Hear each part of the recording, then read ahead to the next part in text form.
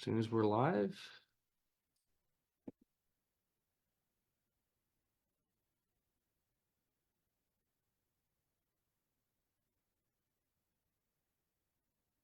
All right. I think we are live, which means it is go time. And we got a lot of people logged in. Good. We have about 50 people. Over 50 people signed up so far. View. Let me change my view, speaker view. And we got a big agenda, a lot of stuff happening. Yes, nice turnout. I wasn't actually going to do an online meeting this month. I've been jam-packed with things to do this month. I've just been super busy. I looked at the agenda for tomorrow and looked at all the things that's going on, and decided to do it. So if anyone has anything they wanted to throw in here and jump in and comment, you know, these online meetings tend to be me just talking, which is kind of annoying, and just jump on in, ask some questions. This is a two-way conversation. I tried to get some guests here, but didn't really work out this month. I had Mike Wazetsky, our city manager, last month. I'll try to get him to come by next month. I will probably just start off with, so everyone knows, not do a community meeting next month and in person. I'll be busy working that weekend, but I will be doing an online one. So without any further ado, let's get going. We'll just start off real light and easy here. Earthquake app. If any of you guys were watching two Tuesdays ago when we had the 5.4, 5.6 earthquake on a Tuesday night at 9:09 p.m. up in Central Valley. At 9:10, 9:11, I looked up and said earthquake, and everyone looked at me and said, "What? We're gonna have an earthquake!" And all of a sudden, the whole room started shaking. That's because on my phone, I had an app. Actually, well, my iPhone has an app, but my Android automatically comes up. Even though it's in silent mode, it goes to emergency and says, "Hey, you're an earthquake near you." And as I was looking into reading it, I was realized this is over 100 miles away. It's going to take some time to get here. And sure as heck, you know, when I figured it out and I said it, the earthquake was just arriving. And funny enough, last week Monday or Tuesday, we had another earthquake, 4 point something. And I got the same alert on my phone. So it was really handy, and I thought I'd maybe send it out to everyone. It's called Shake Alert. And I put the link onto my accounts member page, and there's two apps. There's either the iPhone app or and I'll put it in the comments right now, iPhone or the Android. And the Android, if you have a newer Android, it should be on the Android system itself. So you wouldn't necessarily have to do something, but some Androids don't come with it. So I just posted the iPhone app, and now I'm posting the Android app. So you can just go ahead and click on that if you're on your phone, forward it to your device, or look up in your app store MyShake, and you can download that and install it to your phone. It's super helpful. These last two earthquakes, now I literally found out before it happened, and I looked at my phone and and then all of a sudden the earthquake was happening. So it gives you a little bit of time to check out, and we've been having a lot of earthquakes recently, so it's really good to have something like that just as a heads up. So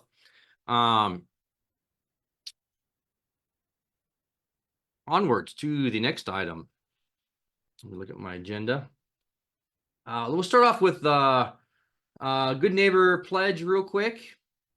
The Good Neighbor Pledge is a pledge we sign here at the City Council. So for those of you that have been keeping up on the homelessness issues, there was a federal court decision called Boise versus Idaho, and it basically went up and saying that we cannot just kick people off the street, homeless people off the street. If they set up a camp, we can't just move them. And that was the law of the land for years.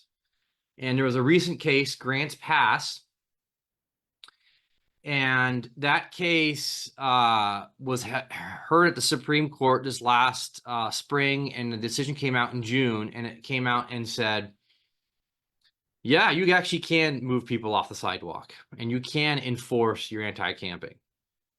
So there's been a coalition of cities, Redondo Beach specifically, with South Bay COG, South Council of Governments, and it's just a pledge for the cities to sign that we are not just simply going to move the problem from one city to another city. We are going to actively move forward with getting people off the street into housing, temporary housing, permanent housing, services. Just this last week, I reported someone down at the beach. They were underneath the pier, and they were sleeping, set up camp. I started a little fire down there underneath the pier, and to keep themselves warm at night. And I got that person some services, got them out of there, moving forward. So things are happening here in Redondo. Other cities that have not signed it, Torrance has refused to sign that pledge. They do have a program, pallet shelter program. It's just a pledge, and it's just kind of telling other cities, hey, we're going to take this on and we're going to move forward. We're not going to sit back and just do nothing about it. I think it's important that we sign it because there was also, just so everyone knows, there was a second motion that was made by Councilmember Baji to not sign it until we get other cities around us signing it. I was not in favor of that at all, because we shouldn't be telling other cities who are in completely different situations what they should and shouldn't be doing. And it would also beholden us to get them to sign. So we wouldn't be signing until they sign. So, it was real simple for me. Good neighbors pledge. We're being supposed to be good neighbors. We're not telling other neighbors what to do. So we're going to continue on. We did vote about 8 months ago, I forgot what it was, to add 25 more pallet shelters to the pallet shelter location up in North Redondo. And that program, those tiny homes or pallet shelters have not been installed yet, as of yet. The Project Moonstone location is full. We moved 20 pallet shelter people, the people that are in the pallet shelter, moved them over to Project Moonstone on PCH. And then I got to get the status actually, if we have all 20 of those filled up again, with people that have been experiencing homelessness. And I got to get an update. It'd be great to have an update. In fact, there's actually something on the agenda tomorrow night under the consent calendar items for a law firm that the city attorney wants to hire to deal with the healthcare and HIPAA and legal aspects of it. So that's actually tangentially on the consent calendar tomorrow. But also this is very important. Public Safety Commission meeting tonight. Actually, they're asking questions. They want to know, get monthly reports that the pallet shelter program brings out. Holly, your hand is up. Yes, at the steering committee meeting of the COG that was held on Monday, they actually had their own version of the pledge. They mentioned that Redondo had already signed theirs, and they did a little bit of wordsmithing, and then all the people that were there said they would take it back to their city councils. So I think it was really smart that we just signed our own, because the others are all on the track to do something. Okay, so after the Thursday meeting, the board of directors, you should have a better idea who signed or who hasn't. Awesome, thank you. Yeah, I think Manhattan Beach has indicated they will not be signing. I'm not sure if Lawndale is going to sign or not. But yeah, like Holly just said, we're going to find out real quickly whether or not who is signing or not. It's just a pledge, and that's the thing, which I shouldn't, nobody should be all uppity up about it. We're doing a lot here in Redondo for the homeless situation, taking a leadership position. And I forgot to start recording. All right, there you go. And the recording process. So some people are going to miss the first 10 minutes. That's fine. Always forget that. All right. Next item, ballot measures, e-bikes. Actually, we'll do ballot measures. We'll do ballot measures first. It would give me a minute to find the e-bikes. Actually, we'll do e-bikes. We'll do e-bikes first. So last week we did City council, excuse me, the police department gave the city council 2 weeks ago a update on e-bike and e-bike, what do you call it? Enforcement. And let's see here. N1. I'm going to show you the slides right now. Share my screen.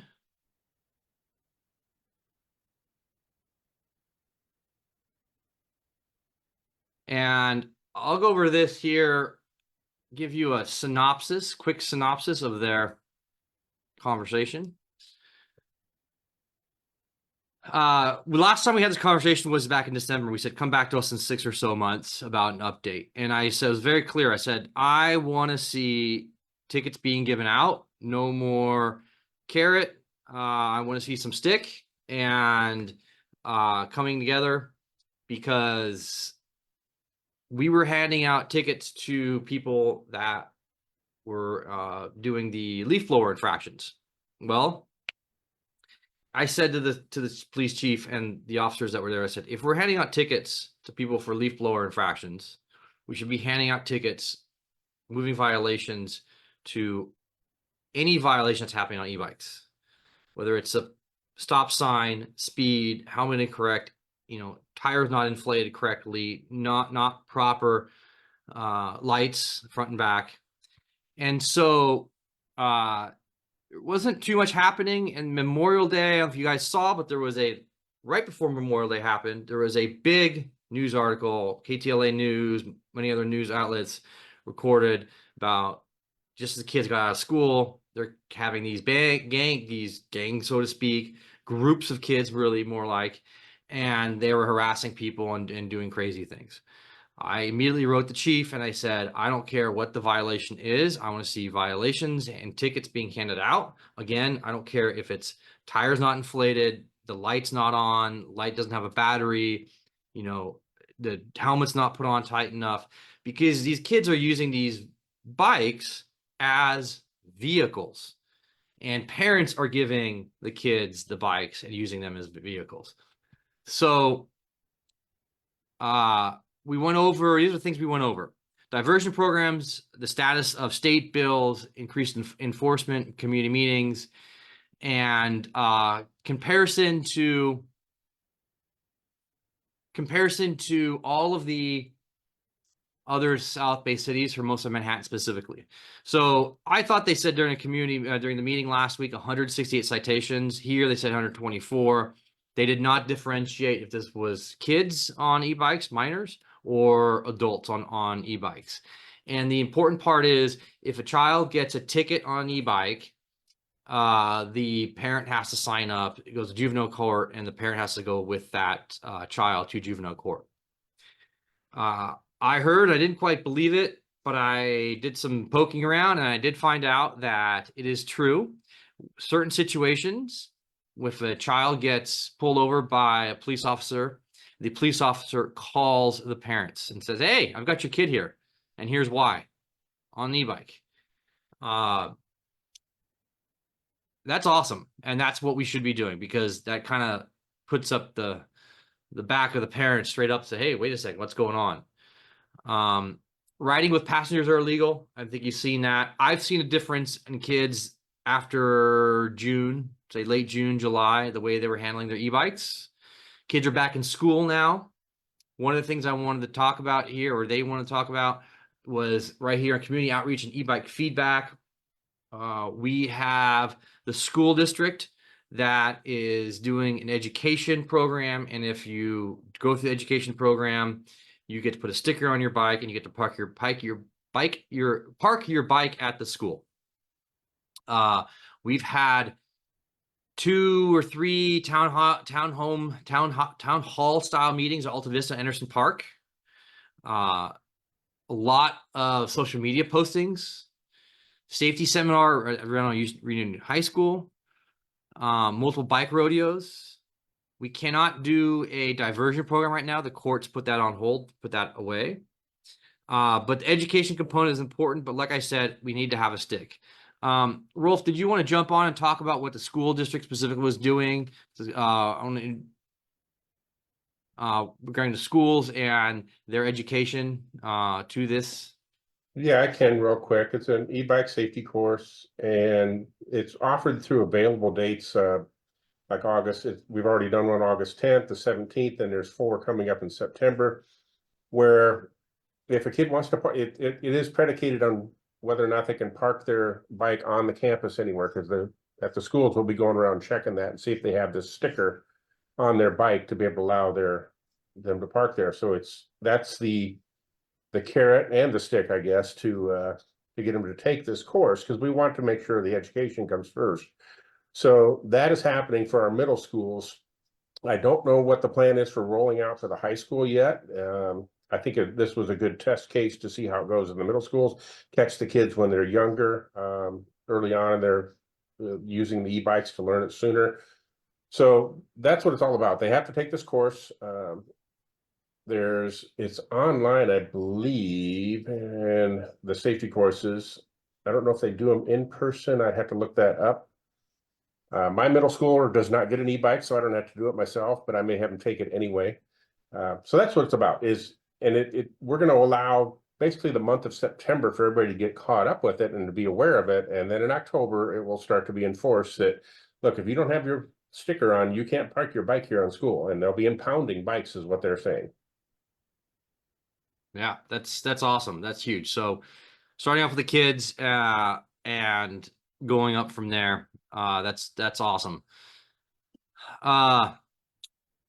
Here we have a slide from the police department regarding the offenders and juvenile offenders. Sometimes, highlight the bottom one, sometimes education or license should be required for riding e-bike. We'll get to state legislation in a minute. There's a lot of call for people are talking about adding a license or registration or license plate to these e-bikes. Anything we do is going to be very difficult to get everyone on board, right? Whether it's license plates as a city, when I talk about the city, or driver licenses, it's going to come from a higher power, so to speak, the state. A lot of people talked about at my community meeting last November, December, about having increase in fines, and you can't increase the fines because these are state laws, and these state laws, we can't set the fines and fees. That is the job of the state, because it's their laws. We can't increase the fees or fines to $1,000, and I'll get to that more in a minute, unless there are ordinances and law and administrative ordinances, which we can't go down the path of. There was a state bill for driver's license legally to ride an e-bike down to 12 years old, and that bill failed at state level. Well, I want to highlight this bottom one here. More bicycle lanes and paths throughout the city. When I got into office, there was less than 5% of the South Bay Bicycle Master Plan that was actually built out in Redondo Beach.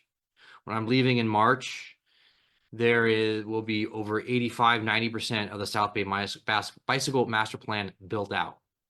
And I took a very big point on this from the very beginning, because I knew it would take years to really get going. We do it with grants, we do it with our own money. But Torrance Boulevard was just redone, and they have a bicycle lane there. It's green, it's painted. Catalina has a separate little bicycle lane. It's small, it's not the best, but it's there. Nob Hill is being redone right now, and that's being redone because they're putting in a bike lane, only for a bike lane, a single bike lane there, right? And they're tearing up the whole street and going down that path. So we're adding a lot of bike lanes throughout the city. We're spending a lot of money. We're getting metro funding. We're using some of our own general funds. It takes time, but I'm proud to say that we have more bicycle lanes today than ever before in Redondo. Assembly Bill 530. This one died. That's the one where we were just talking about, 12 years old or more. And there's different classes of e-bikes, bicycle diversion program. it no longer existed. So basically what that means is, if you get a ticket, you go to court and pay that traffic citation. Now it goes up onto your driving record. Or you can go to a diversion program and be educated and learn how to ride your bike and know the rules of the road, and that wouldn't go, the traffic citation would be dismissed, wouldn't go on your record. We direct the city attorney's office, the police department to reestablish this program. The city attorney said that, according to him, the courts don't want to go reopen this program up. So it's not us, it's them. There's 3 classes of bikes that you see out there, and this is one of the problems the police chief keeps talking about. Class 1, class 2, class 3. Every class basically means the speed of the bike and how fast they can go. Now, a lot of these bikes can be modified, and it's very hard and difficult to tell. Is the e-bike allowed to go that speed or not? It's just because a bicyclist using an e-bike is going down the street, if they might be going over the speed limit, or when I say, take it back, when they're going over 15 miles an hour, fast as that class 1 bike, or 20 miles an hour class 1 bike can go, it could be a class 3 bike. How is the officer supposed to be able to tell? What we're really mainly concerned about are stop signs, riding on sidewalks, 2 or 3 people on a e-bike. This is what a lot of people have been reaching out and complaining about. Yes, speed has been a big factor, a big deal as well. Police can just pull them over and say, hey, how fast were you going? How fast do you think? There's no reason why a police officer can't simply just pull over a child on a bike. There's a lot of questions about Manhattan Beach and what Hermosa Beach has been doing, and we should be doing what they're doing. So Manhattan Beach did some restrictions, added some restrictions to the green belt, as well as Hermosa to their bike path. They own their bike path and their green belt. They are impounding of certain e-bikes, so is Manhattan Beach. I believe we're doing the same. This is a list of all of the South Bay comparison cities. So just so everyone knows, they're all enforcing the same things that we are in Redondo Beach. And the municipal codes, if they do have specific ordinances, we've already had those ordinances on the book. So there's no writing on certain sidewalks. They're putting those on the books. Green belt, no riding bicycles on the green belt, or in Hermosa's case, the bike path. We don't own our bike path in Redondo, the county does. So those laws that they have specifically for them, they can add $500 fines or $1,000 fines. That's what it comes down to. But the state laws are the same. Here's the Redondo Beach sticker. Continued enforcement and monitoring. This is a new, e-bikes are new. They've exploded in growth. We were going after it. We're dealing with it. It's not, I think, what we all want to see best, but we're moving forward. So I will stop the share. If anyone has, let me look at my comments here. If anyone wants to raise their hand or jump in. Some people are saying they're still not seeing too much. This is Del Mar. One thing that came up in my community meeting was a lot of people said they wanted to do the police to have a task force. The problem is all officers can enforce the law, all laws. You don't need a task force. All officers can do that. So, hopefully we're getting to a point now where all officers are enforcing these laws. DMV has all the answers. Yeah, the problem is, David, about the DMV is that, the different categories, how does the officer know what category the bike is supposed to be in, right? And what qualifications are in there? There's a lot of different factors, which are class 1, 2, and 3. The speed's the primary one, but there's other factors there as well. I do have a law in Redondo Beach, no riding bikes on sidewalks, but with that said, that has to be posted. And it has to be posted, and the reason why is because it's the state says if you have an ordinance that's specific to your city, you have to actually post it in that area. If you look on the Esplanade, there is a sign that says no riding bikes on the Esplanade. We have the signs around the high school and some other places, but that's the only place where we can enforce it. All right, let's see here. Is there any other comments? Just pedestrians taking designated bike paths. Yeah, pedestrians should not be on the bike path. I'm not, Richard, I don't know where you see that. If you see that down the beach. It's on Catalina, it's on PCH on the portion that's still Redondo. They're clearly labeled this is a bike path and there's a walking path. But I've seen on several occasions, there's 2 or 3 people wide taking up the bike path. And for the riders that are using the path and actually following what seems to be the posted speed limit, you know, they've got to brake, they've got to ask them to get off. And I think education is part of this, that pedestrians might need better signs so that they can see that there's trying to be the designation for walking path and a bike path, but I've seen a number of near accidents because of that. So I'm just thinking this is another opportunity to remind people it's not only e-bikes and regular cyclists that need to, you know, kind of follow their designated paths, but pedestrians should be really mindful of that as well. Yeah, it's a great point. Absolutely. And on the bike path down at the beach, Redondo built the extra 3 feet on the side.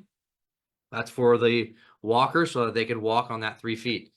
And in the harbor, there is the bike path that goes through the harbor. Do not walk on the bike path that's in the parking garage. That's for the bike path people or the bike people.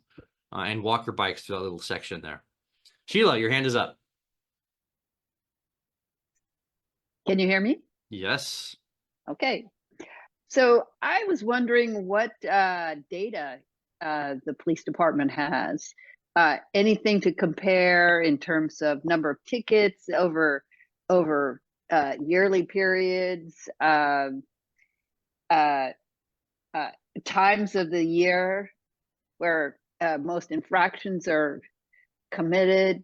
Are we, you know, I think the most important thing is, are we making a difference? And I'm not generally convinced that education in and of itself makes a difference, but that I'm in agreement with you that the stick usually has more impact. So just wondering about that data. And thank you. Yeah, the police department has a ton of data. They didn't present any data to us. You know, it's actually a really good point. We should have asked for more data. I can always ask the police chief for some more data regarding what tickets they're giving, when, what time of year. I'm tired of the education process, to be very frank and honest with people. It's just there's only so long you can educate. We've been educating for a long time. They're clearly either not getting the message or they don't care. Right. And to me is just start handing out tickets like water and they'll get the message. Yes, the parents are going to get it. And if it's the adults, they're going to get it too. And it's going to go onto their record. Right. And that goes for the driver's license. Same thing. The same rules of the road apply. I didn't ask for any data. It's a really good question. They only presented 124 tickets that they said. They did not break down the categories. They just said just kind of overall 124 tickets, and these are all the categories they gave it at. But that's if they're not measuring, right, they don't really know whether what they're doing is making an impact. So that's really it's not just about giving the tickets. It's about understanding the data and understanding what actually is going to make the difference. So that's something that certainly would love to see you do that. Yeah, I'll follow up on that. What time of year, time, where, place, the kind of tickets. That's actually important because, you know, I get the same kind of complaints all the time. It's on Catalina, it's on the Esplanade, it's on certain roads, certain areas. So it's like people aren't complaining in the neighborhoods. So that's an important point. Yvonne, your hand is up. Hey, Nils. I just want to make two comments, and it's on the e-bike. Last Saturday, I think it was August 11th, Assemblyman Al Martucci, and I probably tore his Yep. name up. Mirasuchi, yeah. He spoke specifically about the e-bikes and whether at the state level that they would even address a bill for it, because it's kind of it's isolated to the privileged area, so to speak. It's not something that they're having an issue with in downtown LA or in South Central, or it's beach related. A lot of it is. And he spoke about it that he didn't think that it should be something that they have a bill on at state level about the e-bikes. What they have now about the 3 classes of bikes is in place, but whether there should be laws or tickets, if you may, for e-bike, it doesn't merit enough. There's not enough study behind it at a state level for them to do a bill, is what he mentioned. And number 2, I spoke to Chief Hoffman. I follow Huntington Beach PD, and they did, it wasn't a sting, but they did the laser speed on the bike path, and they stopped several people just to let them know that they clocked them on their e-bikes at such, people didn't even know that those bikes were going 27, 30 miles an hour on the Strand. And I told him that might be something that we want to do just as an information, especially at the Strand level, and let them know that sometimes they don't realize how fast they're going on these bikes, and kids are on them. So that was the 2 things that I wanted to bring up. I think it's more of a beach issue, meaning it's happening in the beach area more than anything. But I think that I'm glad we're addressing it. I'm glad we're trying to target kids at school and giving them pros more than cons. But I also think that I agree with you that at some point we do have to issue tickets. And if it means a parent has to go to juvie, then that's what it means. As Al kind of stated, we live in, his words weren't a bubble, but people don't buy their kids $1,200 and $1,800 electric bikes that live inland. It's something that we do here at the beach area.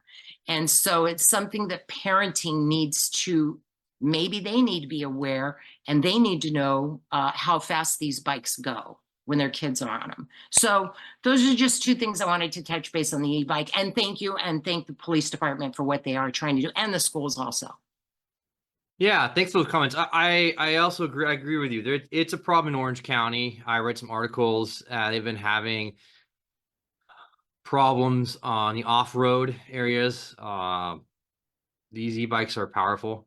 I do agree with what Al is saying. It's more the well-off, more privileged, better financially stable areas that are having these problems. It's also parents who don't understand. They're just giving them these e-bikes. They think it's cool, whatever. They themselves aren't on these e-bikes. They don't really know. And the kids probably talking to their parents. Oh, it's just an assist. Oh, get this one, right?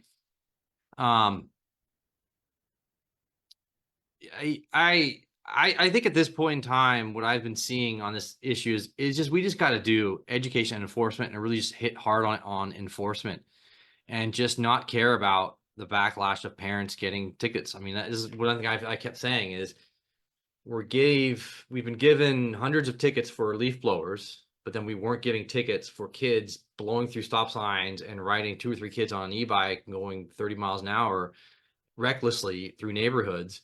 And they end up getting hurt, in comas, getting auto accidents, regular accidents. I mean, parents are giving them these e-bikes and treating these e-bikes as vehicles. They should be treated as such. And that was my message at the council meeting. I'll reiterate with the police chief on this. But I will say that people that say that want us to get license plates on these e-bikes and registration programs and driver's licenses, that's a big, tall order for the city of Redondo Beach to go down the path of. Jill, I see your comments in here about them blowing the Sapphire Olive neighborhoods. I will bring that up because you live in an area that Ruby Sapphire, Gertruda, that whole area, a lot of stop signs. PCH is right there. I will bring that up to the police chief as well. So if there's no more comments, we're going to move on to the next item.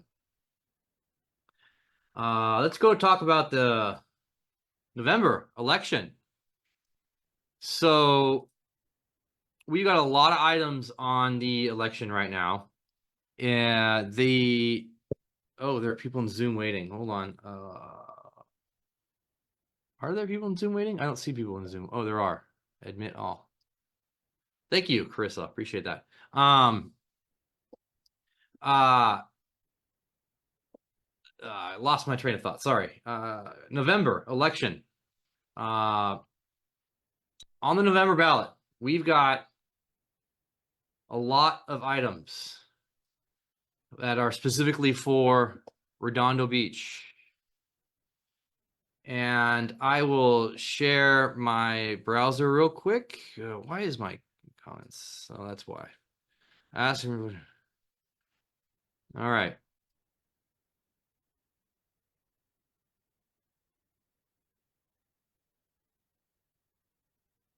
All right. Here is what's on the election for our ballot measures. We have 5 ballot measures on the November election for the city of Redondo Beach, in the city of Redondo Beach, I should say. We have Measure FP, which is the fire and police buildings county bond. It's going to raise $93.3 million to completely rebuild 2 fire stations, completely rebuild a police station, and then refurbish the police annex, which is across the street. That had arguments for and arguments against. Those both had arguments. Someone filed an argument against that, and Todd Lowenstein did the arguments for. We have the Measure DD Article 27 update. It says Measure RB. So this measure is updating Article 27, which is Measure DD, which basically does some minor changes, which end up being some major changes. Few words make a big difference. There were arguments for, which is something that I spearheaded with Councilmember Baji and Mayor Light. And then there were no arguments filed against it. There's a school board charter amendment. This is Measure SD, and this will allow the school board, what do you call it? Principal school board directors to get paid and receive compensation. It was specifically not allowed, and then it was being given, and now we're changing the charter so that it can be allowed. There are arguments for, and there are no arguments against, none filed. There's the school board county ballot Measure S, and that is the school bond for $278 million to refurbish and upgrade, rebuild classrooms, learning technology, safety, security improvements. This is all about the school board or school district. There were arguments for published, but there were no arguments against. Or actually, I take it back. I do not have copies of that yet because that's on the county. You have to ask that from the county. They did not put it on the website. There's actually, I missed one on here as well, and that's the BCHD. Oh yeah, I did put that here. I forgot to put that here. BCHD, which is Measure BC. It's a bond for $30 million from BCHD. And I want to stop for a second and kind of show everyone. Let me stop my share and let everyone know, Mayor Light made a good point. A lot of people don't understand what we do behind the scenes as council members. And I specifically point out the arguments for and against here because let me see if it's the right one. Yeah. Mayor Light pointed out a good point. If you notice, all these bond and charter amendments are done, you'll see, are signed by elected officials. Myself, I wrote one with Mayor Light and Councilmember Baji. We spend a lot of time. This is the form that it takes for you to actually turn it in. We don't, and I'm bringing this out because people don't understand how much time these kinds of things take. First of all, you can only use 300 words, which doesn't sound like a lot, but there's a lot to say, and you got to condense it 300 words, and you got to make it readable at a 5th grade language, right? And you have to translate a lot of information and why it's important. And so, and there's a whole lot of rules as to what you can and cannot say and how it's formatted. And then, of course, you got to go to this side over here where you actually have to get the signatures for people. So you have to line up the signatures. And everyone knows, in order for you to get signatures, you got to go out and see the person. You got to get their name. You got to agree to it. Then you got to figure out who's going to be on there. It takes a lot of time. It's not simple. And then you got to write your name down. And here's the other thing that people don't realize by doing all of this. There can be a lawsuit filed against the people that have signed this. So I'm putting myself on the line. So are all the other elected officials and people who put themselves on the line who sign this. Somebody could file a lawsuit and say, this isn't factually correct. We want you to change the word. A couple of words here and there. That happened a couple of years ago. The city treasurer, former city treasurer, sued the city clerk and his opponent and landed up in court. And it cost tens of thousands of dollars. So I'm bringing this out because it's C, and it's important for everyone to understand, I think. So we'll start off with Measure FP. Any comments in here? Everyone wants to check or make a comment here. Let me know. FP's $93.3 million bond will increase your property taxes directly. It's $17.45 per $100,000. And it's going to cover the 2 fire stations, and it's going to cover the 2 fire stations and the main police station, completely rebuild, and then refurbish the police station across the street, the police annex. I'll tell you that when this came through, I'm a big proponent. If we're doing this, we really moved this thing forward on the city council to get this onto the November election. And my point was really simple. I wanted the critical structures and critical things that were falling apart. I made a big effort to include the public works. And public works, I was not able to get it in there. I really wanted to get in there. That place is falling apart. I mean, literally falling apart. When I say literally falling apart, I mean, there is neighbors' vines are growing into the facilities. The roof is collapsing. Roofs are collapsing, and it's never made no major work done. The fire stations, I've been a big proponent of the fire department and really trying to get the fire department to get new fire stations. What they're sleeping in is 1958, and it's really, really old. It needs to get redone. Those are firehouses. That's where they live, and it's vital for them to get new stations. And then we've had these big, long conversations with the police department. The police department, I think it's a bigger conversation than what we had with at our council meetings. We have the firing range that people want to get done for $5 million. If we did $6-7 million, if we do on our own, or $5 million of our own money, and then $12 million of federal money for big, massive firing range.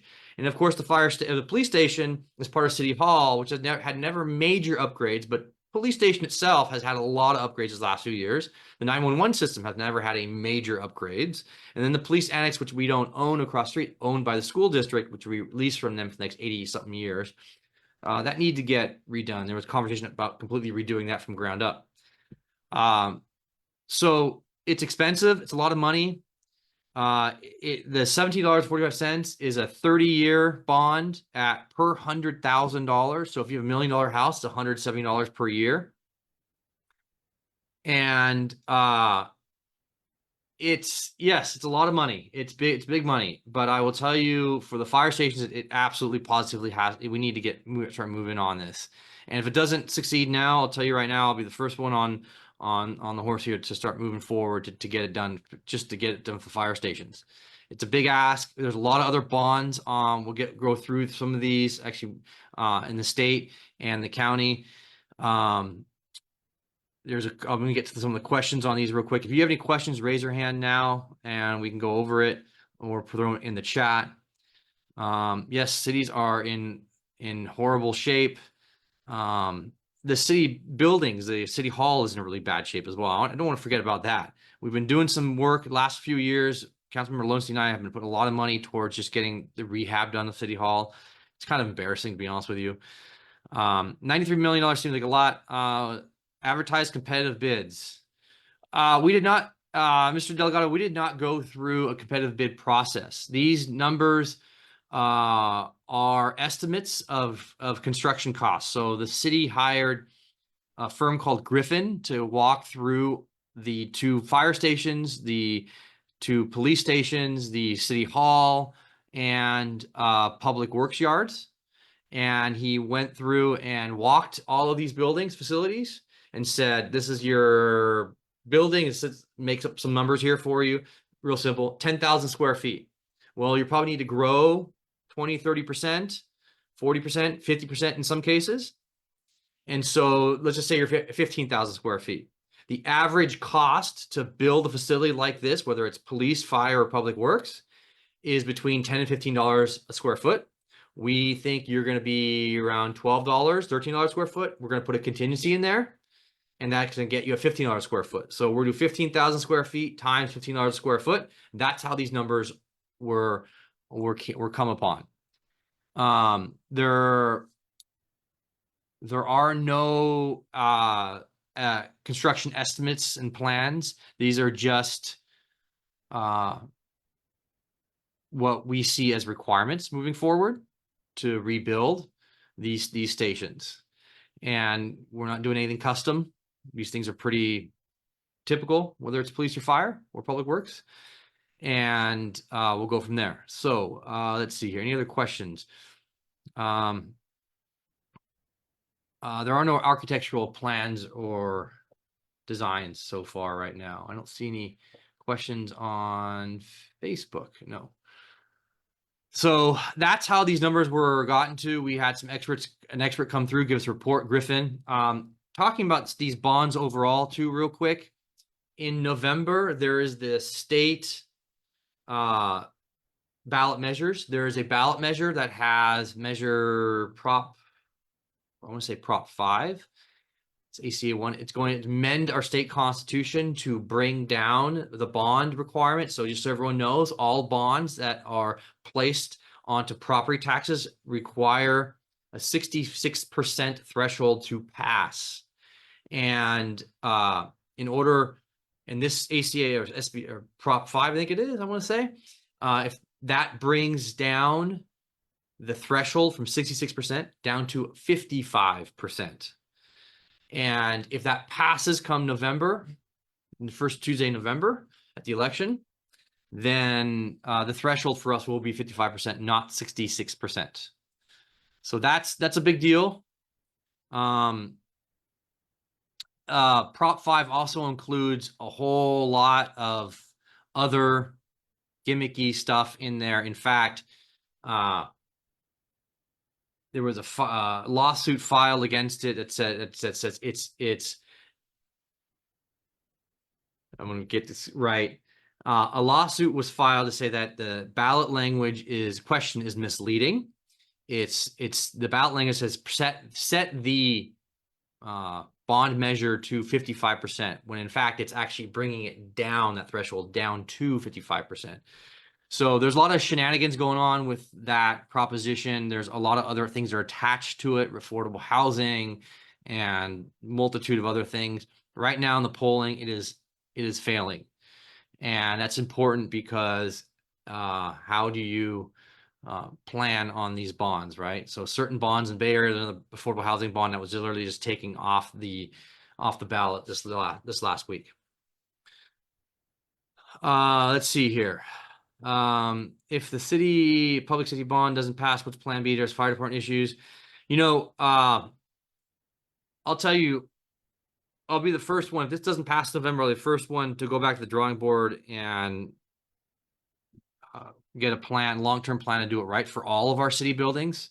They all need infrastructure cost updates, and we got to figure out ways to do it, whether it's lease revenue bonds, it's property tax. To me, the best way, the property tax bonds. There could be sales tax revenues we could do. We could still have that 3/4% sales tax revenue. So there's different plans moving forward. If this passes, this is not the end all be all. There's a ton of different other avenues we can go down.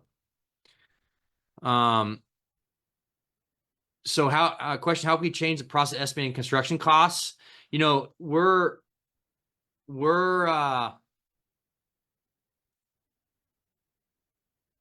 it's a good question. This is just, it's not even a construction. It's not you going to a contractor and says, we're going to build this, give us an estimate. We're going to a contractor and saying, what is the range at a cost to build a building of our type? And then they gave us a number back. That's what it is. It's not exact details and plans. It could come in a lot less. We could end up building all of this for 70 million and then not using the entire bond. So that's, I think, an important point. It could be a lot less. I see it coming here. Sales taxes are regressive, so no. Speaking of sales taxes, there's actually something you guys are actually going to vote on as well. United Way put on a ballot measure for LA County, and that is to approve sunset Measure H, which is the homeless tax, which is right now set at 0.5 cent sales tax. That's supposed to go sunset in 2028. If this ballot measure passes, an LA County ballot measure, it will sunset come November or January 1st, I'm not sure, and then go to 3/4 cent. And the monies that are driven from this will be divided out in a very specific way. I don't think I'm for that particular ballot measure. I have to go read it for sure, but there's a lot of other city council members around in LA County that are not for this at all. Measure H has not been a big success for many cities. For us, Redondo, it has, because we've been proactive. We've been getting a lot of money from the county through Measure H. Going back to the question here, we have an estimate for the construction bond. That is, yes. Yeah, there is a question. So on the bond, we put in a 20%, the estimator put in a 10% overhead or 10%, what word am I looking for? Overcharge, because we don't know what construction prices are doing, right? Contingency. Thank you, Jill. Thank you very much. Contingency, 10% contingency, which is basically, if it says $10 million, you add 10%, which is extra $1 million. The city council went with 20%, 20 to 30%, I want to say, for the refurbishment of the police annex. That was like near 30%. I want to say it's a 30% refurbishment. And then the completely rebuild is set at 20% refurbishment, rebuild price. So the contingencies are built in there with part of the $93 million. Has any black testing been done? Back testing. That's supposed to be back testing. So we've got an estimate. Have we seen historically if those estimates from this company are above the initial estimate? And if so, by how much? That's a fantastic question. I don't know the answer to that. I think that goes to the credibility of the estimate. So if we know that and that information is shared, then we really know if these are reasonable or not, and if your overage estimate is enough to compensate for that. That's a great point. Because, you know, at the city council, when we were talking about this, the city council members kind of just doling out percentages. It's one of the reasons why I voted no on it, because I was like, you know, we got to have some structure to this. But when they started talking about it, I was like, well, the refurbishment, we know we're going to refurbish something. We know how remodels go. Remodels always end up more expensive. So they added a 30% contingency. And then for the complete rebuild, they use a 20%. Higher number is always better on that, but you're paying more. It's a higher bond number. You know, Richard, I'm going to have to find out for you on that one. That's a good question. If the actual work comes in less than the bond, then what happens to the excess money? I don't know what happens to the excess money. I believe the bonds will be issued in what's called tranches. So we won't do it all at once. And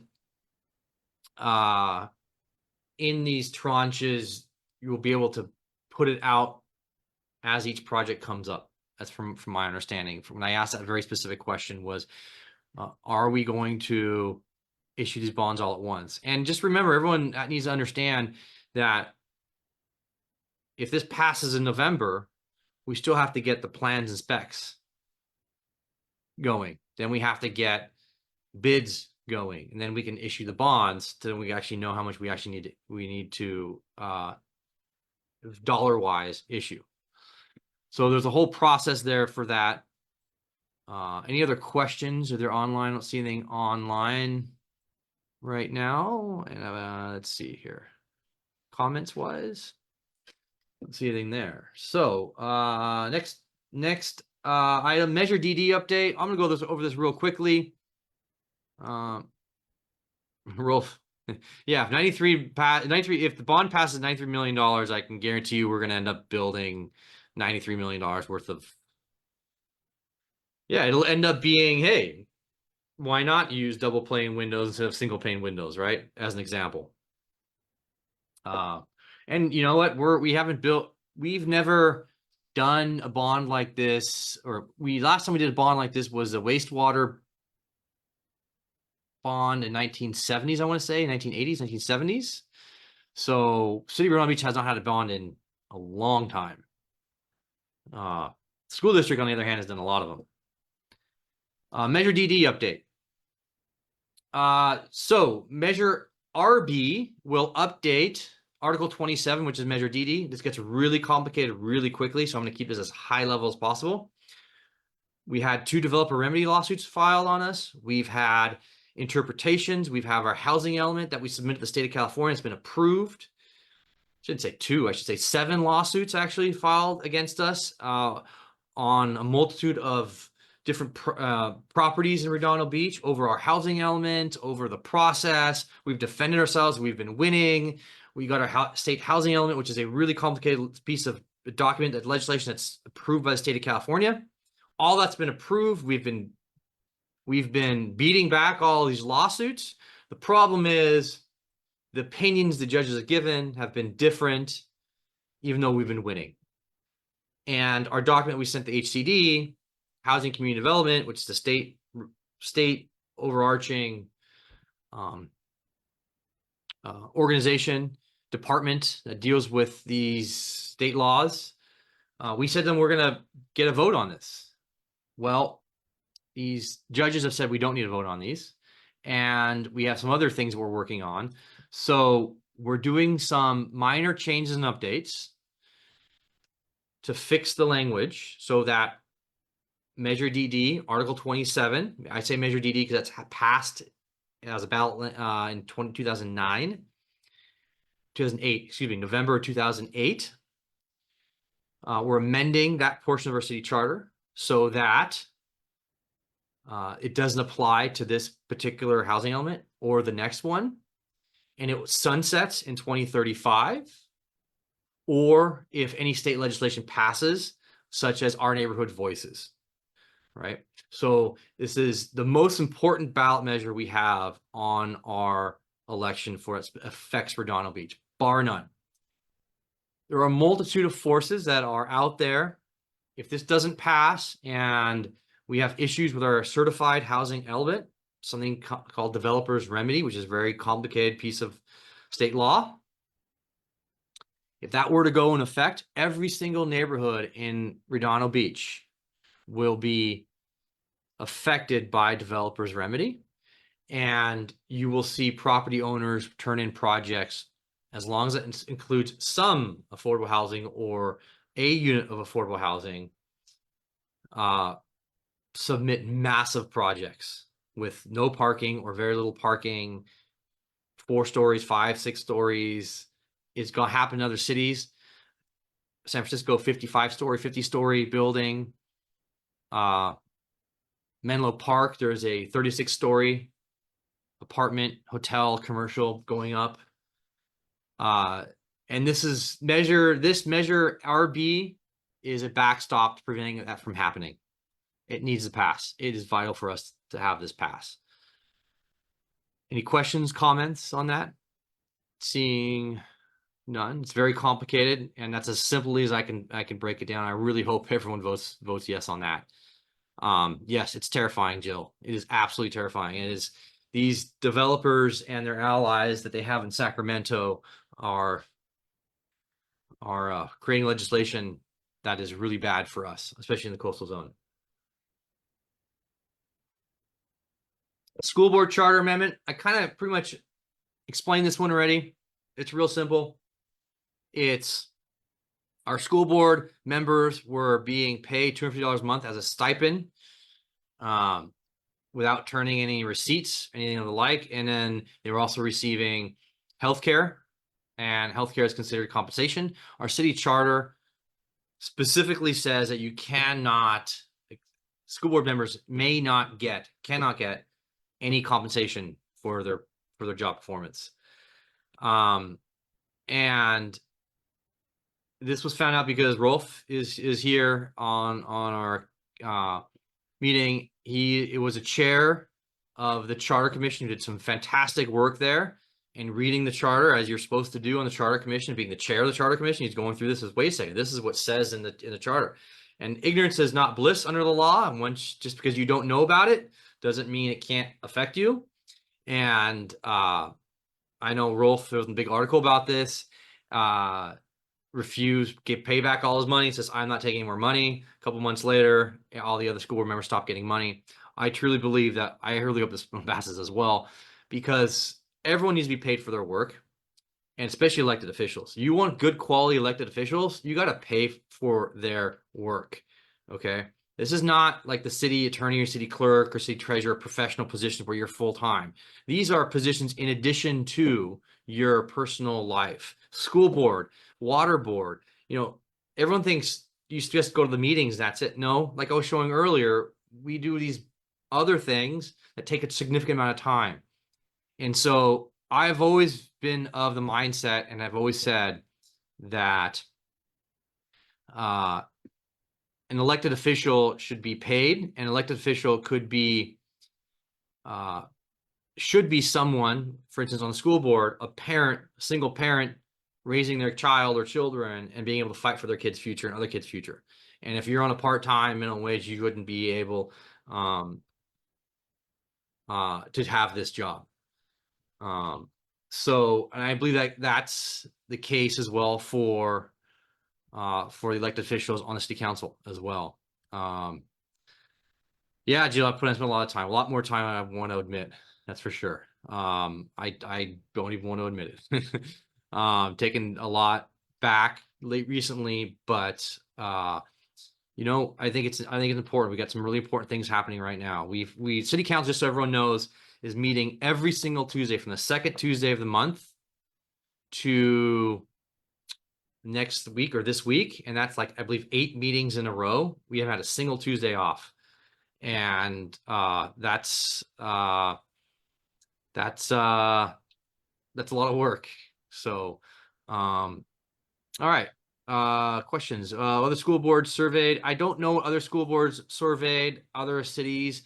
Remember, school boards, school districts are not part of cities. They have their own districts and are controlled by the state. Yeah, I think Rolf answered that. 240 hours a month for a district our size. That's the state max allowment. All right, Richard Pimental, your hand is up. Yeah, I heard you make a comment about not having receipts submitted for anything. I mean, it would make sense to not require receipts as long as they're below the IRS limit, which I think is currently at $75. Anything above and beyond, I think it makes sense to submit a receipt. And as it relates to, benefits and things like that, it would just be good to know what's common practice for other cities like ours in the South Bay and the surrounding areas. Yeah, I completely agree with you on that one. And in my conversations with this, with some school board members and other people, I was like, hey, listen, why you should be able to have, your Zoom meetings and a bunch of other stuff just automatically in there. But you gotta put those in to get that. And I'm not sure, like I said, other school districts in other cities do something else. I don't know what, it's not my world. Giving my opinion on that one. I can do that because it's my Zoom meeting on right now, not the on-site in-person community meeting. So any more questions on that? I don't see anything. Let me see if there's anything online. Nope. All right. School board bond. I don't know too much about this. It's $278 million.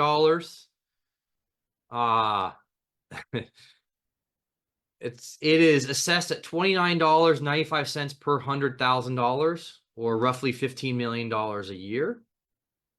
And it's updating and repairing all the classrooms, updates. Rolf, do you want to speak to this? You don't have to. I'm putting you on the spot. Yeah, I'm gonna refrain from that because I'm not in favor of it, so I don't want to be Okay. All right. against it without somebody here to speak for it. Yep, and that's perfectly fair, and I completely agree with that. If we're giving one side, you give the other side as well. That's why I'm trying to treat this more like my regular in-person community meeting I have in Alta Vista. I don't know if there are any arguments against it. I guess there are arguments for. I'm assuming I have not seen them yet. So I don't know too much about it. This is a school district. Remember, the school districts are completely separate than the cities themselves, right? So, and of course, the BCHD bonds is the last one. I didn't put that on my website. I'll update that, but they're going for a $30 million bond. It hosts a whole different sort of actions. Removal of the current building on site, building of new buildings, remediation, land improvements, starting construction for phase 2. And that's a whole other thing. And I'm not even gonna get into that. I know there's a lot of people online right now talking about that. So maybe we'll have try to get some sort of yes and no conversation going for this, and we'll go from there. So if there's no more comments, like I said, I don't know. Somebody wrote me a comment on here. I don't know anything about BCHD and what happens over there, so don't ask me. It's a whole different district. It encompasses, and just so everyone knows, BCHD encompasses Manhattan and Hermosa as well. So it's not just Redondo Beach. It's Manhattan Beach. It's gonna have to vote on that as well, the bond, as well as Hermosa Beach is gonna vote on the bond as well. So it's not just Redondo. And remember, this 66% of the threshold is for all 3 beach cities, and it's for all of these bonds. And it's one of the reasons why I voted no on the way through, because I want to have a conversation on our March conversation and really inform the voters, because when they find out what's the status of our buildings, we have a real quality plan with the buildings and understand, go through it and let them know and see, do show and tell, do a real show and tell. And they'll be able to see. But right now, kind of the situation we're at, where we're not doing that, and we really won't be able to do too much of that because it is a ballot measure. So going on to, school district bond only requires 55% to pass. I did not know that. I thought it was 66%. Good to know. Thank you for that information, Rolf. Gives a much greater liability. We're doing it on Prop 39 is what it's called. And that was done specifically for things like school boards, school districts to be able to pass bonds. Now, the new measure that's on the ballot to lower the other ones from 66, or basically a 2/3 approval down to 55, that's for all the other ones. And from what I understand, if that did pass, it would actually affect bonds that were on this same ballot. They would be under that 55% threshold, not the 66.666. So yeah, the school district one though is a 55%. Real quick, can you play that Prop 39? I don't want to get too deep in the weeds. Actually, you know what? Don't worry about it. Okay, we'll talk about it later. Yeah, we can talk about it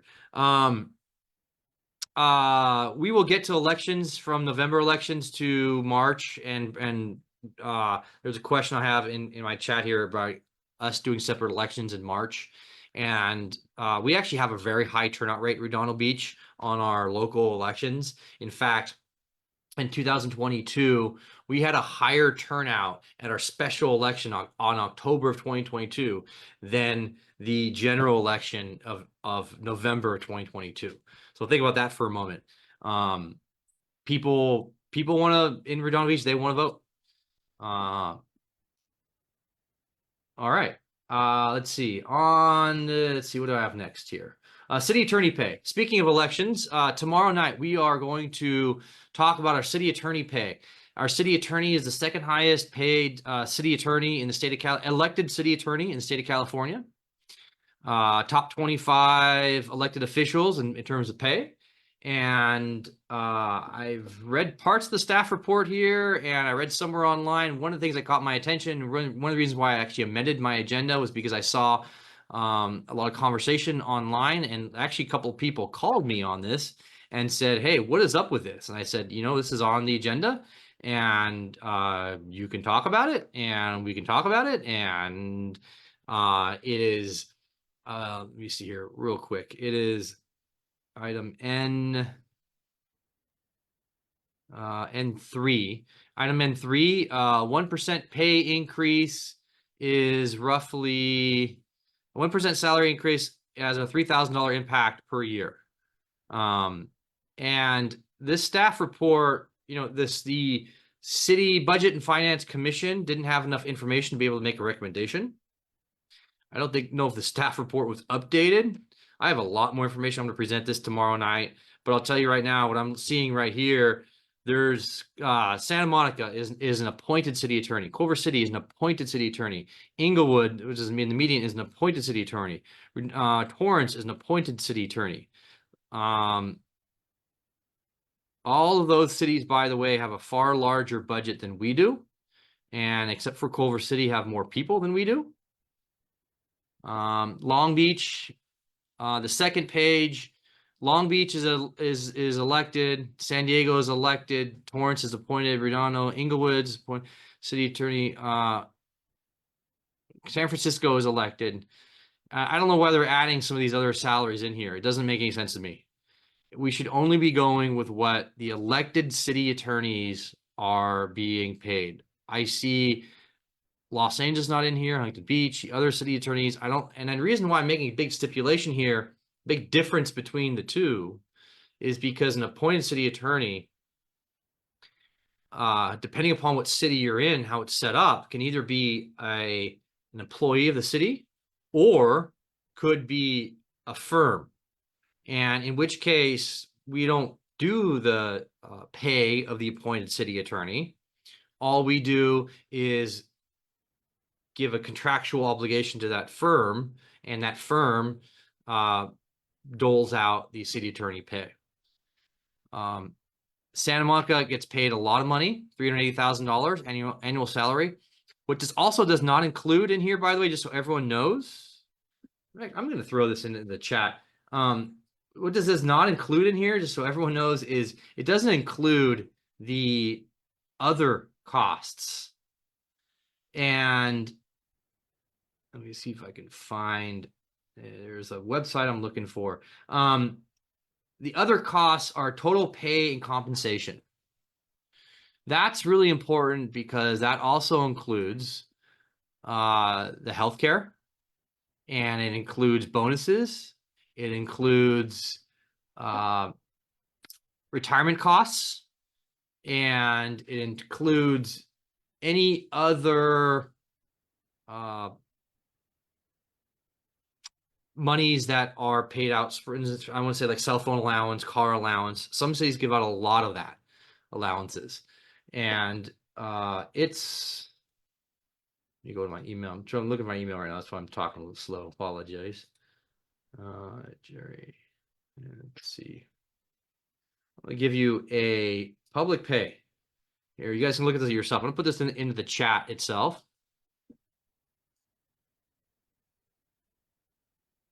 Right here. You can look at, on this website, you can look up how much I get paid as an elected official. This website is from the state of California numbers, or state of California, public pay. They post it every year. And it's actually very interesting to look at, and you can do some really cool things. You can do reports on this website, and you can do comparisons between 3 different cities. Really, really cool website. And I really want to tell everyone to go ahead and check out that website. Let me put in the chat as well. Let's get the comments. Let's see here. And yes, it affects pension. So the more money that we pay affects your our pension obligations. And the state manages the pension fund, and when they have a bad year, we have to back that up with payments. So we did a fantastic job on the council a couple of years ago on the council. We spearheaded. In fact, our current city treasurer really worked hard at this and got it passed when he was in Budget Finance Commission so that we buy a bond. We were paying 7.5% interest on our retirement debt. We bought a bond for 2.82%, which is the bottom of the market. So that delta, that 5% delta, that change, that difference is our savings. So we did $226 million over 30 years, 5% savings, well over $100 million. The only problem is if CalPERS has a really bad retirement year, guess who pays the difference? We do. And that's already happened. We're under $40 million, they said. So we'll see. This is why this pay is important. We are fulfilling, this is our city attorney, current city attorney said he is not running again. So there is no, you're not paying, we should never be paying a position, elected position based upon the person who's in that particular seat. I'm gonna make this very clear that this is about the position, and the position is about how much you want to pay, whether regardless of who wins. We can get someone who's overly qualified or way underqualified. Get someone who's 25 years old, 18 years old, 20 years old, just passed the bar. Actually, no, you can't. Our city charge says you have to have 5 years of history of working as a lawyer. So 18 plus 3 is 23-year-old. Say 25 years old, be 25-year-old, get this job, right? You get paid the same amount. So total compensation includes total perks. Yes, his annual income is over $500,000. Yes, that includes pension debt and other benefits. That's just really important. The other benefits. Yes, one positive, hiring a law firm specializing in municipal law. That is absolutely true. There are drawbacks to any system that you use. No system is perfect, absolutely not. But I'll tell you, cities that have outside counsel, that appointed outside counsel from outside law firms, spend far less on their city attorney budgets than cities that have elected positions. It's just the way it is. I don't know why. All right. In addition to city, yeah. So we in Redondo have an elected city attorney position plus, and make this very clear, we have 8, 9 attorneys in the city attorney's office, right in there. Could be wrong in the exact number. I think there's 9. And that includes 2 prosecutors to handle the infractions and misdemeanors, which actually goes out to a separate third party to actually effectuate that program as well. It's called a TAP program, I believe. And then we hire a lot of outside counsel. So we actually hire, so when let's talk about appointing a city attorney, not having appointed a city attorney, the vast majority of our cases, anytime we get sued, is defended by an outside law firm. So in effect, we really are hiring outside law firms to defend Redondo Beach. In fact, on the consent calendar item tomorrow night, there is at least 2, I think, maybe 3. I think there's 3 consent calendar items that are directly to the city attorney's office for outside legal firms. I believe it's 2. It could be 3. I'd have to go check, but whatever. And if you go to the list, which you can find on the website, there's well over, I think, 25, 30 firms that we hire in Redondo Beach. A lot of comments on here. You guys are going for it here. Michael gets paid a lot. No. No, his salary, just so everyone, I'll make this distinction clear. This came up in a conversation I had with two members of the community in the last 2 days. The current city attorney will not get the new pay. The current city attorney is held for this particular pay amount. All right. So I want to make sure everyone understands this. This is not, unless the city attorney decides to run one more time. But the city attorney said he's not going to run, and one of his assistant city attorneys, Joy, has declared that she's running, and she's out there campaigning right now. So there is. I want to make sure everyone knows that this is not for our current city attorney. This is why I said a minute ago it's very important that people understand this is about the position, not a person. We don't. This is the other issue that's about this whole item is the elected position is a politician. We are hiring a politician for a professional position, right? I was just on a phone call, a statewide phone call yesterday, and Michael Gates was there talking about having as many elected positions as possible. And I sat there, I just shook my head, I didn't say anything. Having professional positions as elected officials is a very curious problem to have, because the voters don't actually know what's going on in the treasurer's office, in the clerk's office, or the attorney's office. But I can tell you exactly what's going on. And every single person on this phone call, if you're a voter or you're a resident, you're watching, I can tell you exactly what's going on in every single one of these. Or you're holding me liable for what's going on in the entire city as a whole. And I'll just tell you that I get a lot of questions what happens in all of those offices, and I can tell you what goes on, because that's my job, and I sit on top. And they come to us with things to approve, and a lot of cases we don't actually have the ability to say no. It's we approve or not. If we say no, they got to go back and come back, and they say this is the only option. I'm like, okay. Speaking of elections, we'll get to that in a minute. David, let's see here.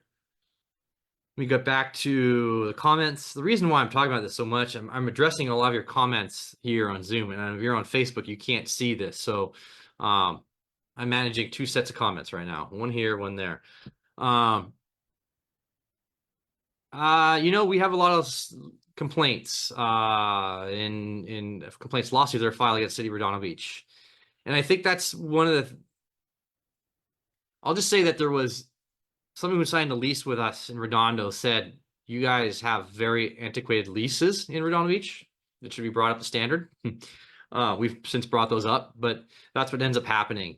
If you have a law firm, on the other hand, they deal with a multitude of other cities, and so they know. Best and Krieger, for instance, I talk to them all the time. As former president of Independent Cities Association, I get to talk to other city attorneys and other cities around LA County, other council members. I will tell you right now, I could lift the phone up and speak to many other city attorneys and who are part of private law firms. They say, "Oh, I have a specialist for that. Here, let me get you in contact with this person." Wish I had those connections back in 2017.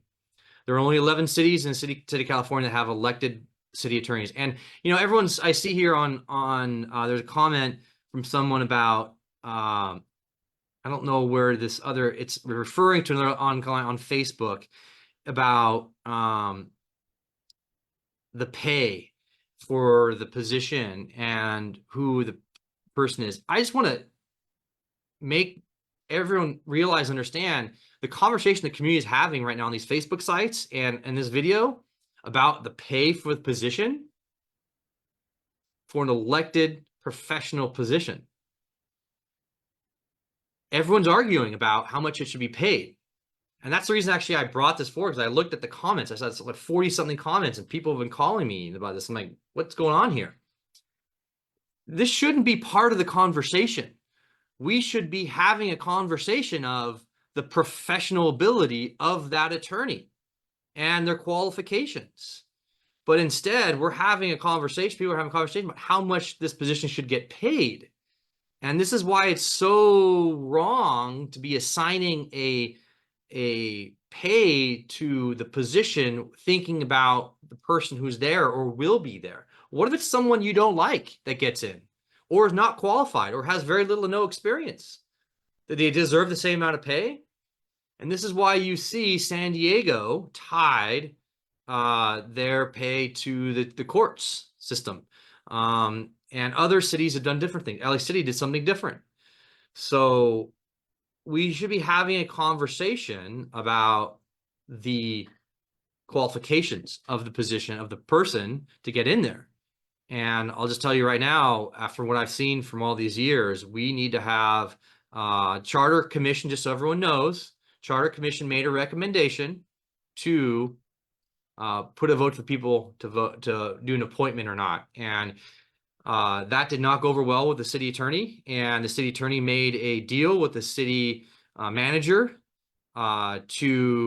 this was back in January, February, maybe last year, I want to say, and to not put that item onto the ballot. So the Charter Commission recommended to put on the November election to whether or not the community wants to should have a voice on whether or not they want an appointed city attorney. Well, the city manager made a deal with the city attorney. Things weren't happening in a lot of different aspects. You can go back and watch the tape. The deal was made, and they got the city council members to vote for it. I voted against it. The residents should be able to vote on that, whether they should have a voice. That's what the the Charter Commission recommended. And I've made a very plain and simple statement. This goes up next item as well. All we do in the city council is put things onto the ballot. We are the vehicle for things to go on the ballot. I have put a lot of things on the ballot that I didn't vote for and I wasn't in favor of, but I put it on the ballot because that's my job, and I want the people to be able to vote on it, and they want to be able to have a say on it. And it is important that the voters have a say, because that's the only way we actually know. Otherwise, it's just people arguing online or in person or having personal feelings about the way things are. But until we actually have a vote and people can vote on it, then we actually know. And that's what campaigns are about. And that's why it's very dangerous to have professional positions tied up with politics and campaigns. Our last election for the city attorney, the reason why we're dealing with this, I'm going to end off with this. The last time we dealt with this pay and this position was 2020, where I made a motion to actually cut the pay 3% or hold the pay as is. It didn't even get a second. It was during COVID. It was September of 2020. It was middle of COVID. Our budget, we were doing massive budget cuts. We were cutting police officers. We were cutting a whole bunch of city services, and couldn't even get a second for that. 3%, or just hold it as is. Instead, it kind of came up. Moving forward. And I'll just end in 2021, when we had a March election of 2021, the city attorney spent over $100,000 on his campaign. $50,000 or $60,000 came from campaign donations of firms that he hires. So people that hired him, or the city hires, paid our current city attorney money to his campaign. Perfectly legal. Okay. His challenger took money from residents and friends and family, and did not take money from any of the firms that the city did business with. Now, when I ran in 2017 and 2021, I made a very big statement about it. I do not take money from any city contractors, any license holders, any labor unions or employee groups, people we hand out contracts to. It's just, it's not good when that happens. And when you see $50,000, $60,000 go to the current elected official, where do you think the contracts are going to go to? And I'll just end, like I said a minute ago, the last thought is this, is the city council cannot come up with our own firms. It has to be a recommendation of the city attorney. If we say no, the city attorney can just sit there and say, well, no, this is what you have. I'm going to approve this. This is the only one I recommend. And it is up to the Redondo Beach City Council to approve that contract, right? But we are not the ones who hand out the hours. We just approve the contract. We are going on the advice of the city attorney. So when people say the city council are the ones who approve the contract, it's true. It's on advice of the city attorney themselves. And the amount of money per hour, and the amount of hours I handed out, that's the city attorney's office. So these large donations for city attorney came from large developers. People look on the, yes, Randy, that's true. Yeah, campaign website. That's why I just always say, look at the campaigns, campaign monies. That's how you know where these things are coming from. Next thing about the election, we are tomorrow talking about ranked choice voting tomorrow, and we have to get an ordinance. And this is the last possible time we can get our ordinance together for ranked choice voting. You guys, we put on the ballot instant runoff system in 2023. It was voted, 77% of people said, yes, we want to do this. This sounds great. Instant runoff. So what this means is we have one election coming up in March. If no one gets majority vote, 50% plus one, in the old system, we went to a runoff. In the new system, we're going to have to use a system that ranks or chooses the candidates, and we can automatically take out, disqualify, take out the lowest vote getter, and then reshuffle the cards or the votes and recount them and see who got 50% plus one. Here's the problem. Ranked choice voting, I'm just going to say this so everyone understands. There is tens of millions of dollars of lobbying firms and political action committees, federal and state and local political action committees that are pushing ranked choice voting. Millions, tens of millions of dollars. In Nevada alone, they spent $23 million for ranked choice voting. Since we put this on the election in the city council in December of 2022, there have been multiple cities and situations where ranked choice voting has failed, just failed. Oakland, Alameda, let me give you two examples. There was an elected official who sat for 4 months in their elected official seat. Nobody found out that that elected official wasn't supposed to be there until a third party went through all the ballots and manually counted, did an actual search and said, wait a second here, there's ballots that shouldn't be in here. And they took those ballots and they found out the second place finisher should be the first place finisher. There's a situation where ballots were miscounted because you're in this ranked choice voting system. You have ranks and a lot of spoiled ballots. On average, 10%, 11% of ballots that are submitted end up getting thrown out. They get thrown out because people vote twice on one rank. They miss a ranking. They don't fill it out correctly. They only do one vote. They don't do two. And their lowest vote getter is thrown out. Alaska gets brought up a lot because Alaska, yes, I know, I'm going to say it. I'll just say it. I know it's Sarah Palin was one of the candidates on the thing. I know a lot of people are going to go bonkers and alert, but I'll just tell you right now, well over 60% of the electorate voted for one party, and the party that got less than 40% of the vote got in. That's because of the way the ranked choice voting works. And so there's other systems like star voting system and a couple other voting systems out there. I'll just tell you right now that I think if people were more educated, we would get a much different situation on this instant runoff system. And instant ranked choice voting, we have to take, so if there's a ballot, we have to create rules and procedures into our ordinance, okay, in black and white, what happens with a ballot if the ballot has two markings for a rank, or if it has rank 1 and rank 3 and rank 4, but no to rank 2, or if it has 3 rankings, but then nobody else. All these rules have to be encoded into our ordinance, and then the ordinance has to be put into the computer to be run and programmed correctly and then tested. And now we have to educate all the residents between now and March. So I'll just tell you, there's a big lift moving forward here on this. And I think we needed a backstop. I was a big proponent of just putting this on the ballot, just putting this off for a little bit. But then I was educated about the ranked choice voting crowd. Get paid a lot of money to do what they did. We have someone from North Carolina come on our council meeting at 9 o'clock at night and talk to us and tell us we should go with ranked choice voting. She was in North Carolina.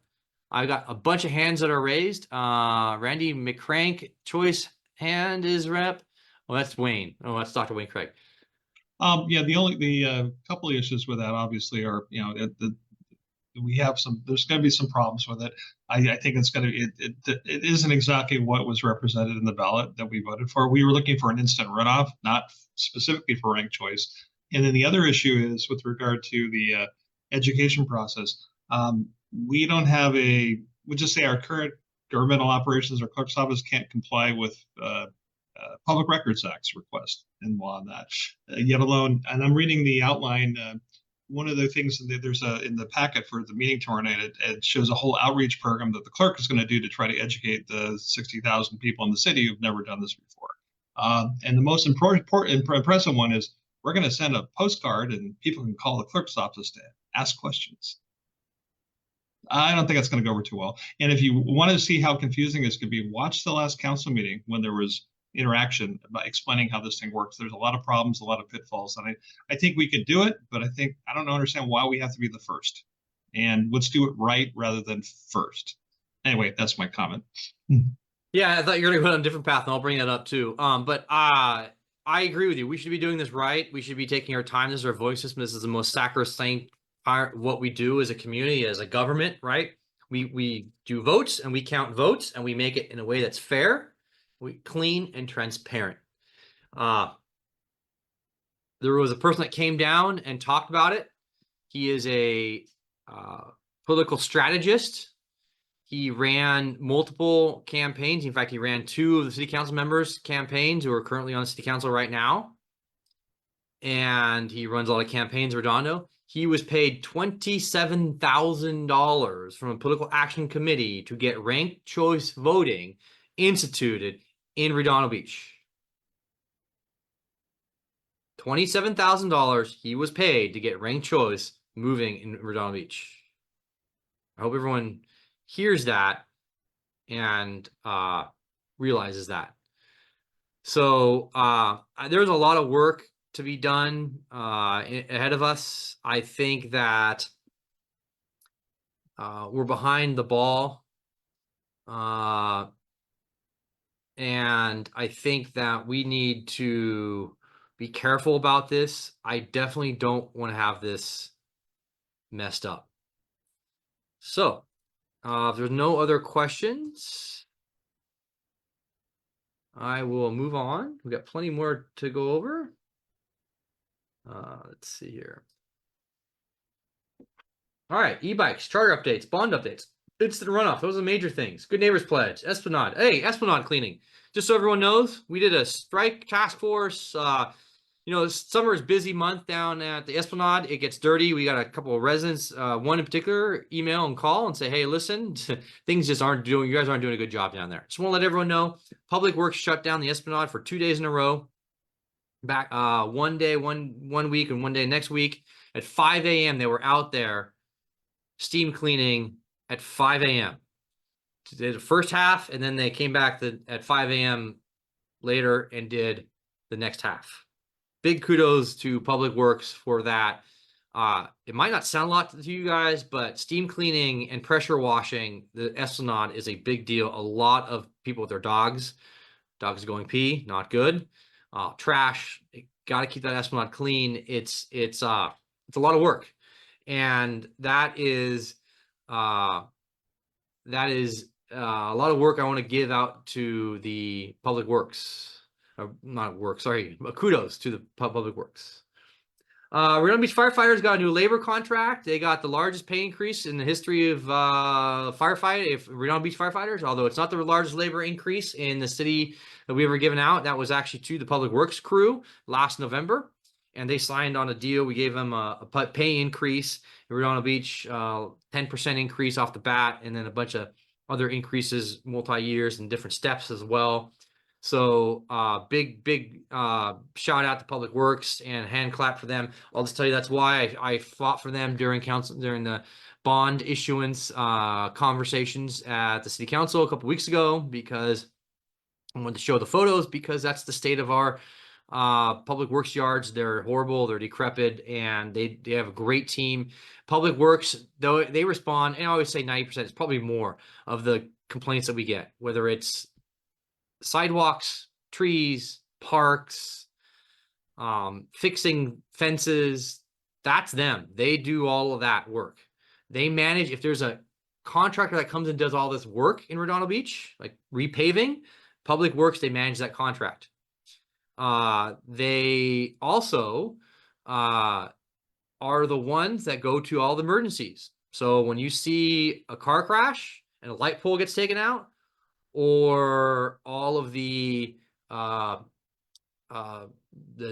broken glass and oil that's left over behind, guess who goes and cleans and fixes all that? Public Works. They're the ones who deal with the car crashes and the after effects. So they get the new telephone poles, the light poles, they fix everything, they clean the whole site up, and they move forward. So that's we always give first responders kudos, but I don't want to leave them out. Do you know who's doing a horrible painting on stone wall along the lower strand? That would be the Department of Beaches and Harbors, Jill. I saw a couple questions on that along the bike path right near Topaz. There's a painting of the wall that's owned by the county. The county maintains all of that. Contact the Beaches and Harbors, and they will update you for that. Rotary got out. No, you got no response. All right, Jill, I will reach out to my contact and see what I can come up for you. Paint. All right, Rotary Club. I went to Rotary Club celebration, 100 years of celebration. Rotary Club Redondo Beach is 100 years old. They're older than that in the United States, and they're celebrating in November in the Seaside Lagoon, November 9th or 13th. I want to say 13th. Seaside Lagoon have a big 100-year celebration. They're doing 100 years of 100 days of kindness for 100 years of celebration. So that's what they're doing right now. I went to their kickoff event back 2 weeks ago. Really, really cool. Great to see the mayor there, other council members there. It was really awesome to see, and it's a great group of people. Let's see, Harbor Audio Walking Tour. Did that with David Rosenfeld. If you haven't done that, I don't have the link here with me, but I'll throw the link on the website. No, just look at my Facebook page. I have a video there on YouTube, my website, all that stuff. Check it out. It's really cool. It's a harbor audio walking tour, the history of the harbor, spanning from the mid to late 1800s to the early 1900s, so 1930s-ish, right in there. Let's see here. What else? Rank choice. Wait, comments more. So you believe rank choice is theoretically sound, but the actual why?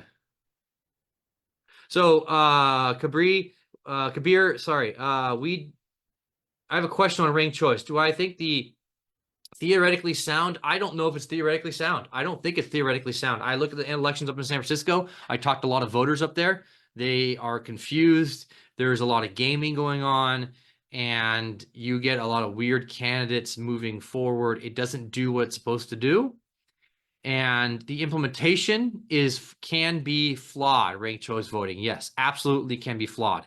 And it does require a proper count properly. I know it sounds stupid, properly count properly, but you cannot audit a ranked choice voting system. You cannot audit ranked choice voting, Kabir. So you have to, the only way to audit that is to manually go through and count votes on ranked, what rank is. That's 6,000, 15,000 ballots. That's basically impossible.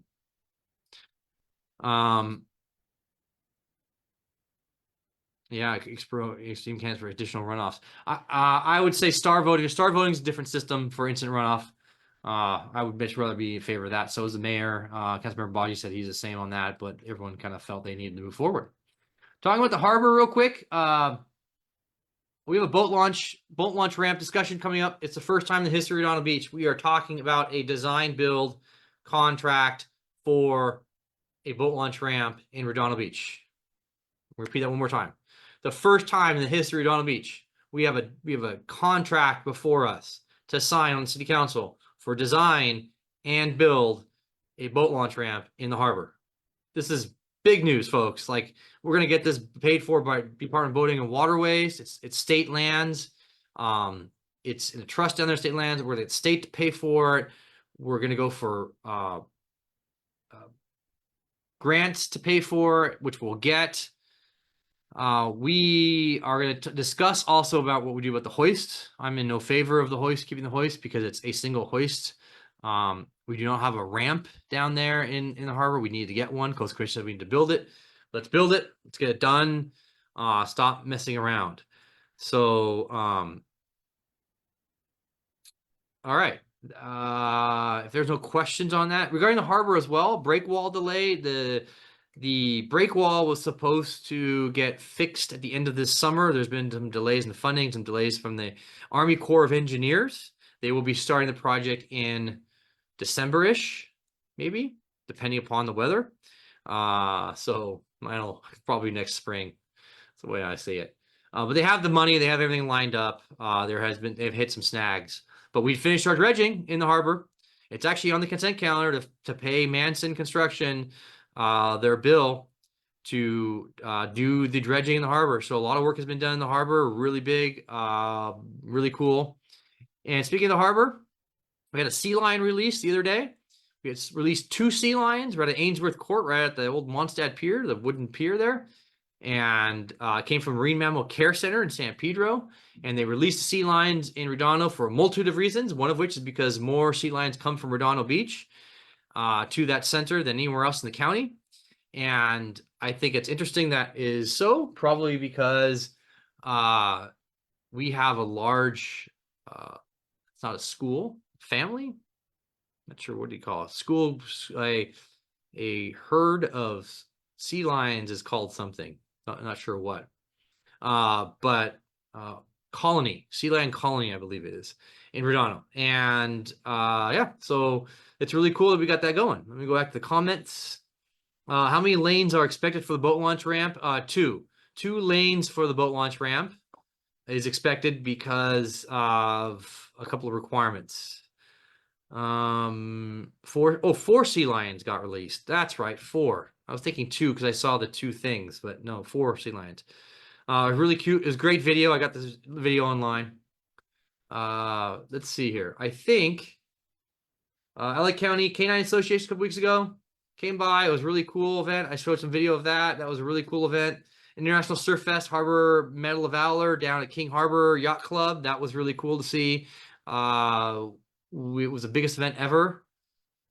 That was on the first weekend of August.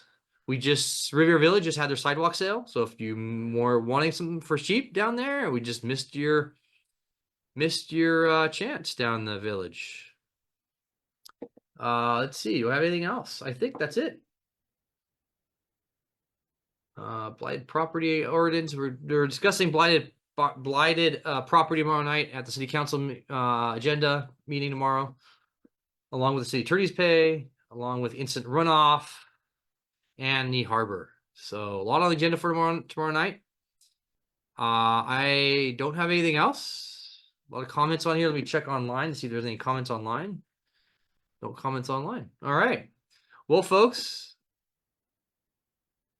Yes, for abandoned houses, abandoned and blighted properties, abandoned houses and blighted properties in Redondo Beach. That is what's on the agenda for tomorrow. Laura, your hand is up.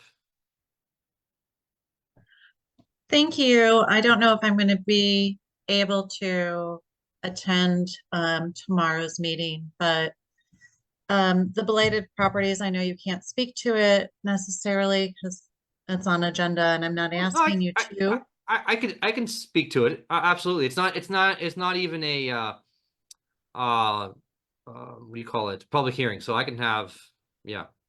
Okay. I mean, I don't want to, I just want to express our situation, and maybe this other people have experienced the same thing. But we live now next to a vacant house, vacant but for the raccoons that have Oh. decided to come and live in the chimneys Oh, or boy. in the chimney, potentially even in the house. And this property has been in this condition since we've purchased it. It was occupied, and then the original owners passed. But I know code enforcement is difficult, and it takes a lot of teeth and a lot of grit to get things to change. But the only way it can happen is really through the municipality taking concerted effort. So I guess what I'd say is it's something I hope the city will give the resources and tools to code enforcement and however the process works, through prosecution, to pursue. Yeah. So email me the address you have an issue with, and I will get, it's not just code enforcement. I want everyone to understand it. It's, and I'm not in favor of just creating new laws because we think that this is what's going to solve the silver bullet. And I read the staff report, but, and I'm saying this because we can do, fire. I've dealt a lot with this in District 1. Houses that have been abandoned essentially, or people that just don't take care of their backyards with all of the weeds that get overgrown, that becomes a fire hazard. It's a huge fire hazard. If we have animals going there, living there, house isn't being taken care of, that becomes not just blight, but health and human health issues.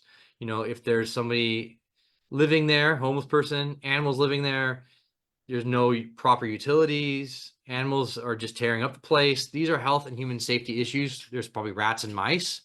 So I'm not saying I'm against this ordinance at all. I see that the city ordinance, Torrance is in here as well.